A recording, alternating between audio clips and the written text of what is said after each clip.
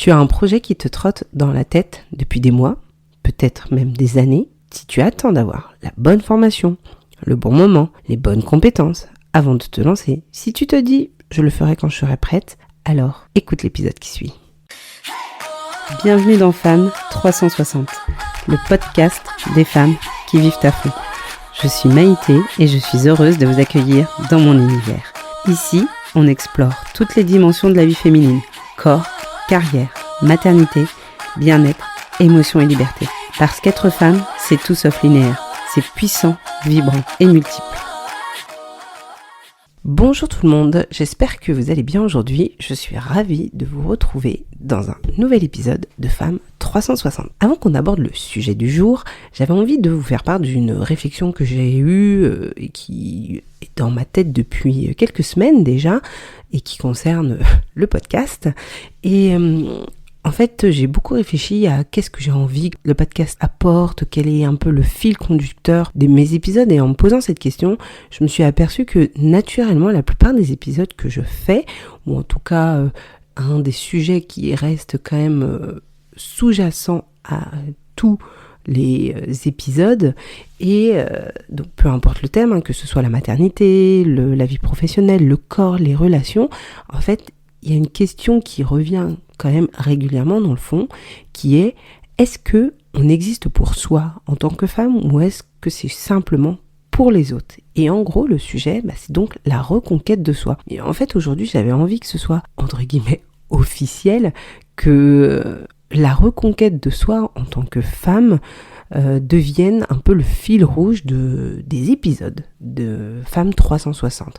Il n'y aura pas que ça, mais voilà, ce sera quand même quelque chose qui reviendra régulièrement et qui sera le cœur même des épisodes. Donc j'espère que ça vous parlera et que vous serez avec moi donc dans cette pas nouvelle aventure mais dans la suite et quelque chose de beaucoup plus précis de l'aventure Femmes 360. Donc maintenant qu'on a parlé de ça, entrons dans le vif du sujet. Et donc qui est cette phrase, vous voyez que on se dit quand même régulièrement qui est « je le ferai quand j'aurai fini ça, je me lancerai quand j'aurai assez d'économies, je m'inscrirai à ce cours de danse, de poterie ou de je ne sais quoi, quand j'aurai un peu plus confiance en moi, je créerai mon entreprise quand j'aurai vraiment toutes les cartes en main ».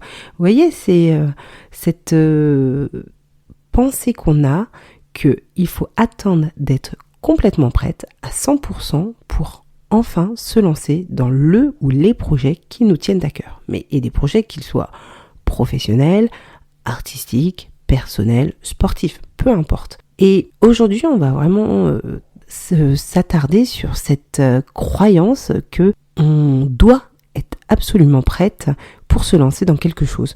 Et surtout voir qu'est-ce que ça coûte d'attendre ce moment-là. Parce que déjà, voilà, je vais spoiler la fin de l'épisode.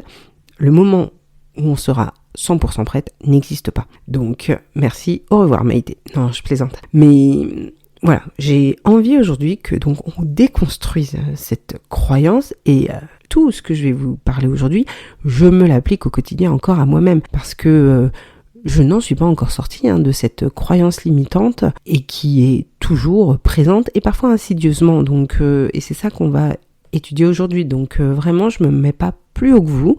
Je suis au même niveau et je pense que cet épisode vous sera tout autant utile qu'à moi-même. Et je vais vous donner un peu mes réflexions là-dessus et puis aussi à quel moment j'ai pu attendre d'être prête et ce que ça a pu me coûter au quotidien. Il y a eu le podcast par exemple, il y a eu aussi le premier marathon que j'ai voulu faire. Il y a eu beaucoup de pensées et de cheminement pour me dire que je n'avais pas à attendre d'être prête pour me lancer. Déjà, la première chose que j'ai envie qu'on se dise, c'est qu'en fait, l'idée qu'il faut être prête pour se lancer dans quelque chose est d'une croyance limitante. Et une croyance limitante, je vous rappelle ce que c'est. Donc c'est une pensée qu'on prend pour une vérité absolue, alors qu'en fait, c'est juste une histoire qu'on se raconte à soi-même et qui nous met en gros un plafond de Le problème aussi, c'est que cette pensée, cette croyance limitante, elle vient pas de nulle part. Donc je vais pas refaire tout un laïus sur la société et tout, parce que ça revient toujours un petit peu au même. Mais toujours est-il qu'il y a quand même beaucoup chez les femmes un peu ce syndrome de la bonne élève, vous voyez, celle qui doit cocher toutes les cases, être parfaite, être complètement préparée avant de faire quelque chose. Et puis, il y a aussi une expression un peu française qui est de ne pas faire les choses à moitié. Quand on prend cette expression-là, en gros, ça veut dire qu'il faut tout faire complètement, et donc ça peut aussi impliquer d'être prête à 100% avant de se lancer. Et il y a dans un épisode récent, donc sur la peur de l'échec, que je vous l'avais dit, c'est quand même un schéma de pensée assez féminin, parce que les hommes, eux, ils attendent pas, par exemple, à être prêts à 100% avant de postuler à un poste. Eux, ils se disent, si j'ai 60% des critères, c'est largement suffisant. Alors qu'une femme, elle va plutôt être dans je vais regarder toutes les lignes d'une annonce avant de me dire, est-ce que je corresponds ou pas. Et là, pour le coup, moi, je vous l'avais dit, c'est vraiment mon cas.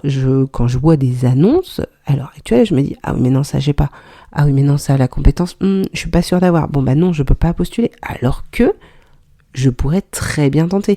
Donc, je fais quand même tout un cheminement aussi là-dessus, mais vous voyez comme quoi les croyances limitantes, elles sont profondément ancrées en nous, et c'est pas si facile que ça de s'en sortir. Et derrière le « je ne suis pas prête », qu'est-ce qui se cache en fait ? C'est une réelle peur. Mais quelle peur ? La première, c'est la peur du jugement, la peur des autres si on n'y arrive pas. Et donc cette peur d'échouer, ça rejoint l'épisode que j'ai fait donc sur la peur de l'échec, qui est un véritable frein dans nos carrières féminines. Donc si vous ne l'avez pas écouté, n'hésitez pas à l'écouter juste après celui-ci, parce que pour moi les deux sont complètement liés. Vous pouvez les écouter indépendamment, ils peuvent être complémentaires. Donc n'hésitez pas à aller l'écouter. Et puis je pense que tant qu'on ne tente pas les choses, on peut rester avec cette pensée que potentiellement je peux réussir. Et c'est pas facile de se rendre compte de l'inverse, que si on tente quelque chose et qu'on n'y arrive pas, il faut réussir à accepter qu'on n'est peut-être pas doué dans ça, peut-être qu'on s'est trompé, parce que ça arrive aussi, mais c'est pas la fin du monde. Et ça aussi, c'est quelque chose qui est un peu français. J'en discutais il y a pas longtemps avec un de mes collègues, et c'est vrai que en France, il n'y a pas une culture de l'échec. Quand on entreprend quelque chose, c'est que on sait aller à 80% qu'on va réussir. Mais échouer est mal vu. On ne fait pas état sur la place publique de ses échecs, de tous ses échecs, qu'ils soient personnels ou professionnels. Alors que par exemple aux États-Unis, c'est un peu l'inverse. C'est pas glorifié d'échouer, mais les entrepreneurs par exemple, s'ils n'ont pas connu un échec dans leur vie avant de réussir, on trouve même ça bizarre. Mais bon, du coup, voilà, c'est quelque chose qui est quand même très sociétal. Et en fait, pour réussir à dépasser ce stade, il faut mettre des mots sur nos pensées. Et surtout, prendre du recul par rapport à elles. Rappelez-vous, je vous avais parlé il y a quelque temps dans d'autres épisodes de ce qui est la diffusion cognitive. Vous savez, c'est le fait de prendre du recul sur ses propres pensées et de se dire, justement, ce ne sont que des pensées. Ce n'est pas la réalité.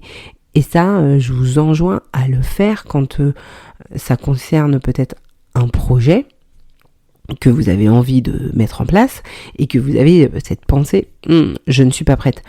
Reformulez dans votre tête. Dites-vous, je remarque que j'ai la pensée que je ne suis pas prête. Mais est-ce que je ne suis réellement pas prête ou est-ce que j'ai simplement peur ?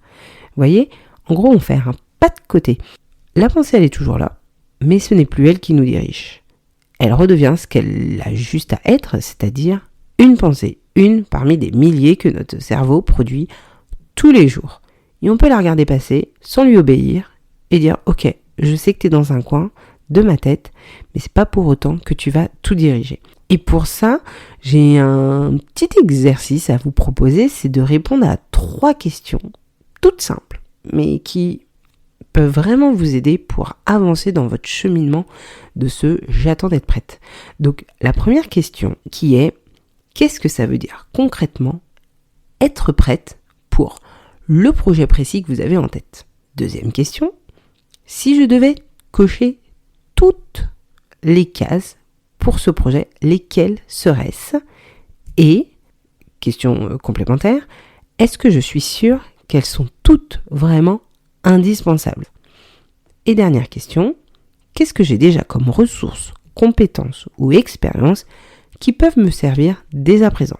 Et donc déjà, en répondant à ces questions, on peut se rendre compte qu'en fait, on est beaucoup plus prête que ce qu'on ne pensait. Et la liste des « il me manque ça, il me manque ça, il me manque ça », en fait, elle devient très subjective. Elle répond surtout à nos croyances. Maintenant, j'ai envie qu'on parle également des risques, ou en tout cas des coûts qu'on a à attendre ce moment parfait. Parce qu'en fait, on voit souvent l'attendre comme quelque chose de prudent, d'être raisonnable, mais en fait, il y a un coût quand même, il y en a même 3, à vouloir toujours attendre ce moment parfait. Et en fait, quels sont ces coûts?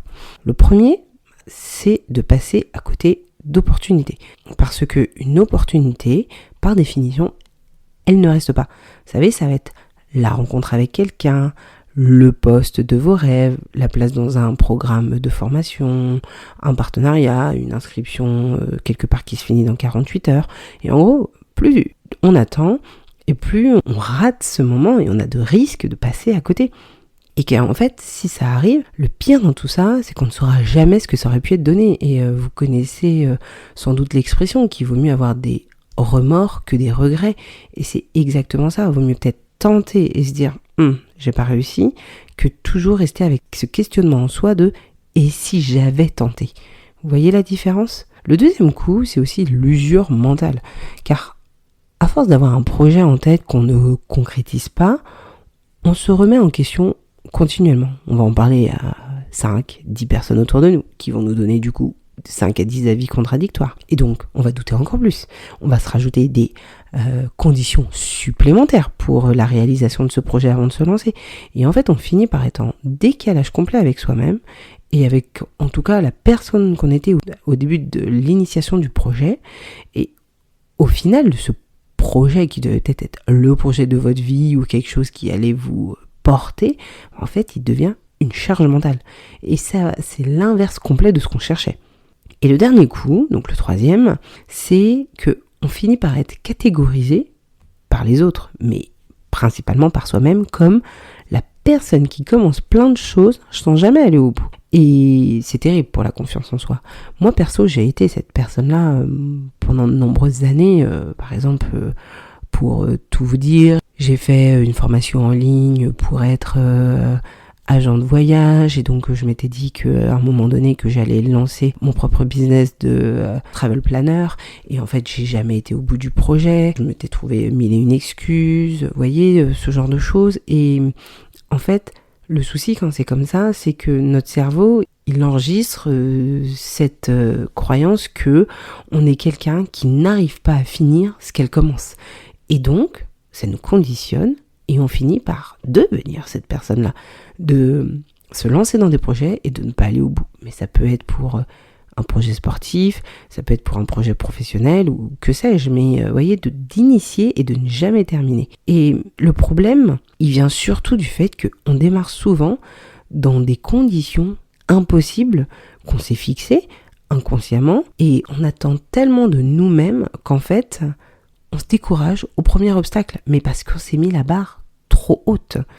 Ce qui peut être bien de faire pour essayer de dédramatiser tout ça et de se rendre compte du coût de cette inaction, c'est de se poser les questions suivantes sur un projet en particulier. Donc, pensez, si vous avez un projet auquel vous avez envie de vous y mettre depuis un moment, mais que vous y mettez pas, essayez de vous faire une projection qui est la suivante. Dans un an, si je n'ai toujours rien fait, où j'en serai dans ma vie et qu'est-ce que je vais ressentir? Dans 3 ans, si je continue à attendre, comment je vais me regarder dans le miroir? Et dans 5 ans, si ce projet est toujours dans ma tête sans avoir bougé, qu'est-ce que ça va dire sur la vie que je suis en train de construire? Parce que on parle souvent du risque de se lancer, mais on parle pas assez du risque de ne pas se lancer. Et finalement, celui-là, il est plus important que l'autre. Donc, si vous vous reconnaissez là-dedans, si vous avez un projet un peu vous aussi au fond de vous, au fond du cœur, que vous avez envie de lancer, mais je parle de projet, mais ça peut être comme de vous mettre à la peinture ou je sais pas moi, d'acheter un chien ou peu importe, on n'est pas obligé d'être dans des trucs énormes. Réfléchissez à ce projet et venez me partager en DM quel est le projet là que vous repoussez depuis tant d'années. Peut-être que de oser le nommer, ça va être un premier pas pour vous vers la réalisation de ce projet. Ensuite, j'avais envie de faire un petit focus sur l'entrepreneuriat, parce que je pense que ça concerne quelques personnes et on voit de plus en plus de personnes se lancer à leur compte aujourd'hui et c'est un rêve. Pour beaucoup de personnes, c'est un peu idée de la liberté et je vais pas mentir, je me sens totalement concernée et j'y réfléchis aussi de plus en plus de plusieurs manières à me lancer dans l'entrepreneuriat.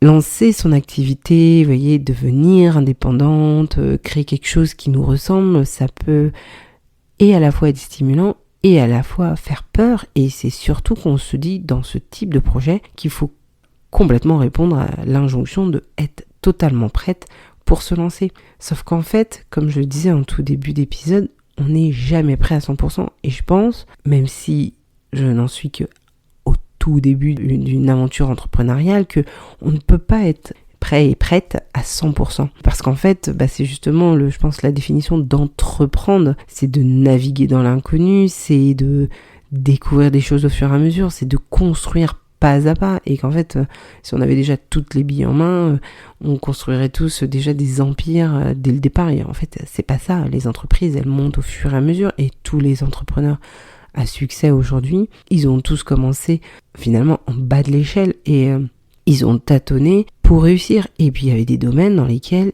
ils étaient nuls, et ils ont appris, mais ça peut être de tout, parce qu'en plus, quand on touche à l'entrepreneuriat, on touche à plusieurs secteurs. La compta, le marketing, prospection, du juridique, la tarification, vous voyez, il y a un peu de tout, donc qui est fort dans tous ces domaines? À moins que vous créez une entreprise avec plusieurs personnes et que chaque personne soit spécialiste dans chaque corps de métier, mais généralement c'est pas comme ça que ça se passe au départ, on ne peut pas être fort à 100% dans tout, donc c'est là où il faut vraiment se poser les questions, que est-ce que vous avez vraiment envie d'entreprendre professionnellement? Est-ce qu'il y a un projet là qui vous tient à cœur? Et si c'est le cas, de vous dire, ok, aujourd'hui, est-ce que j'ai envie de prendre ce risque? Et sachez, parce que ça on le voit souvent quand même, que le secret, je pense, des gens qui réussissent, c'est surtout qu'ils ont compris que on apprend en faisant. Et comme je l'avais dit dans l'épisode sur la peur de l'échec, c'est également ce qu'on dit aux enfants. C'est en s'exerçant qu'on s'améliore. Et c'est la même chose pour l'entrepreneuriat. Et on pourra acheter des livres, regarder des sites, des vidéos YouTube, mais ça ne remplacera jamais l'expérience concrète, le réel. Et c'est ça en fait, c'est quand on fera sa première vente, quand on se prendra son premier nom, peut-être aussi son premier échec, on apprendra et puis on recommencera. Et il y a une expression que j'aime beaucoup qui est « vaut mieux fait que parfait ». Et c'est complètement ça. Vaut mieux tenter quelque chose et que ce soit pas parfait dès le départ, mais en fait c'est pas grave, au moins on a tenté et on peut rectifier aussi en cours de route. Et l'entrepreneuriat, c'est ça aussi. Je considère aussi que le podcast est un peu cette aventure entre guillemets entrepreneuriale, en tout cas au sens de entreprendre quelque chose, non pas que dans un sens pécunier. Et donc quand je me suis lancée il y a maintenant 5 mois, clairement je ne savais pas où ça allait, j'étais pas douée dans le montage et le mixage, et je ne le suis toujours pas, mais j'apprends en faisant, ça devient plus fluide, plus limpide aussi, et c'est complètement l'exemple parfait, c'est que j'ai appris à poser ma voix, j'apprends encore, il y a des choses que je fais de mieux en mieux, d'autres qu'il faut encore que je m'améliore, mais c'est ça qu'il faut voir, que si je n'avais jamais tenté la première fois de m'enregistrer, en fait le podcast n'existerait pas. Et n'oubliez pas cette règle que je vous avais dit dans l'épisode sur la peur de l'échec, la règle des 70%. N'attendez pas d'avoir 100% des compétences pour vous lancer dans un projet. Si vous en avez déjà 70, c'est que c'est bon, vous pouvez y aller. Et ça, comme je vous l'ai dit, peu importe le projet dans lequel vous voulez vous lancer. L'imperfection est un réel accélérateur d'apprentissage. La perfection, en fait, finalement, c'est un peu de la procrastination déguisée. Vous voyez, c'est cette excuse qu'on se donne pour justement ne pas se confronter au terrain. Dans l'entrepreneuriat, il y a un concept de MVP. C'est le Minimum Viable Product. Donc en gros, c'est la version la plus simple possible de l'offre qu'on a envie de faire, qui fonctionne et qu'on peut tester directement. Et ça s'applique partout. Donc je vais vous donner quelques exemples. C'est par exemple, vous voulez vous mettre à la peinture. Le MVP, c'est pas un atelier parfait avec un matos de pro. En gros, c'est ton carnet à 5 balles, un crayon, et puis tu commences à dessiner ce soir. Tu veux courir un marathon, ton MVP, c'est pas la montre à 400 €, les baskets à plaque carbone, ton coaching personnel. Non, ça va être de prendre tes baskets, les mettre dans tes pieds et sortir courir 20 minutes demain matin. Et tu veux lancer ton activité professionnelle, ton MVP, ça sera pas ton site web parfait avec ton personal branding de malade et tout. Non, ça va être ton premier post Instagram ou LinkedIn, le premier client peut-être gratuit ou à moitié prix que tu feras avec qui tu vas pouvoir roder ton offre. Vous voyez, le MVP, c'est commencer petit, commencer peut-être pourri, ou en tout cas d'une manière un peu imparfaite, mais surtout commencer. Et c'est ça que j'ai envie que vous retenez. Commencez, lancez-vous. Et donc, on approche de la fin de l'épisode et j'avais envie de vous résumer un peu ce qu'on a dit. Donc, premièrement, retenez que être prête, c'est simplement une illusion. Personne ne l'est jamais. Toutes ces personnes que vous voyez qui se lancent dans quelques activités ou projets que ce soit, elles étaient peut-être pas prêtes à 100% au moment de le faire. C'est juste qu'elles avaient compris une chose, c'est que ça n'était pas un prérequis pour se lancer dans l'aventure. Deuxièmement, attendre coûtera plus cher que ce qu'on ne croit. Il y aura des opportunités manquées, une charge mentale qui va s'accumuler et une perte de confiance en soi. Et ça, finalement, le coût d'attendre est peut-être plus important que celui de se lancer. Et dernier point, c'est on apprend en faisant. Surtout en entrepreneuriat. On bâtit le pont en marchant dessus. Et vraiment, c'est ok d'être imparfaite. Et même parfois, c'est le seul moyen pour y arriver. Donc, cette semaine, j'ai envie de vous lancer un défi. Prenez le projet que vous avez en tête depuis peut-être des mois, des années, celui-là vraiment qui dort au fin fond de votre tête, et réalisez cette semaine une seule action pour mettre en place ce projet. Une seule. Pas 10, pas un plan détaillé sur 6 mois avec un rétro-planning. Non. Une seule action. Ça peut être tout et n'importe quoi. Envoyer un message à une personne concernée, acheter un livre, s'inscrire à une formation, un cours, bloquer un créneau dans son agenda pour commencer à mettre à plat ses idées, regarder des offres, faire son CV, peu importe. C'est vous qui pouvez savoir vraiment quelle est l'action la plus simple que vous pouvez déjà mettre en place pour vous permettre d'avoir un pied à l'étrier. J'espère que vous ferez cet exercice et qu'il va vous aider à avoir cette impulsion pour vous mettre en mouvement. Voilà, je vais pas tout vous dévoiler, mais restez connectés dans les prochaines semaines parce qu'il y a un projet qui me tenait à cœur depuis quelques temps et j'ai décidé de me lancer. Et je sais pas ce que ça va donner, mais c'est pas grave. Je le fais et je suis vraiment heureuse de me lancer. Et donc dans quelques temps, je pourrai vous en parler un peu plus. Donc restez connectés. L'épisode touche à sa fin. Comme d'habitude, j'espère qu'il vous aura plu. N'hésitez pas à le partager si vous pensez qu'il peut intéresser une ou plusieurs femmes de votre entourage. Laissez une petite note sur votre application d'écoute. Ça fait toujours plaisir et puis ça aide vraiment à développer la visibilité. On se retrouve toutes les semaines sur Instagram. Je suis assez active, je poste au moins 2 à 3 fois par semaine. Et puis il y a la newsletter qui est toujours disponible si vous voulez qu'on aille plus loin. Je vous souhaite une belle journée, une belle semaine. Prenez soin de vous. Je vous embrasse fort et je vous dis à la semaine prochaine. C'était Maïté de Femme 360.